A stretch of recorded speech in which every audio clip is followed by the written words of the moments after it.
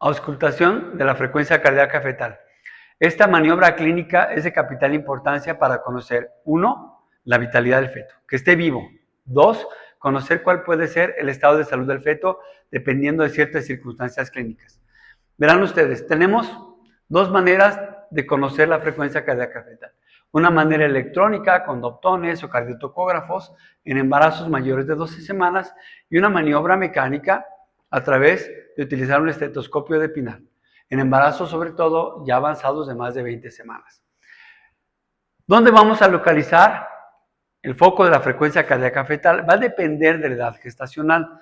Para embarazos de menos de 20 semanas, donde tenemos la cicatriz umbilical y el pubis, en esta zona vamos nosotros a tratar de buscarlo. Generalmente es algo de búsqueda continua, no es una referencia anatómica precisa la que podemos nosotros tener, sino que vamos a estarlo buscando generalmente con el doptone.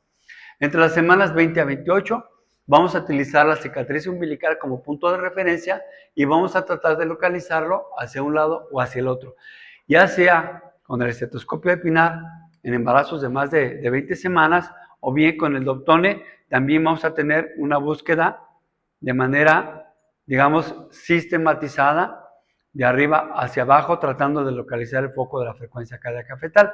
Esto puede ser un poquito más complejo. Y en embarazos de término, tenemos nosotros que identificar cuál es el hombro anterior del feto. En una situación longitudinal, presentación cefálica, dorso a la derecha, el hombro anterior es el que está más cerca de la pared abdominal de la madre. Y es aquí donde nosotros vamos a colocar el doptone para escuchar la frecuencia cardíaca fetal, o bien el estetoscopio de Pinal.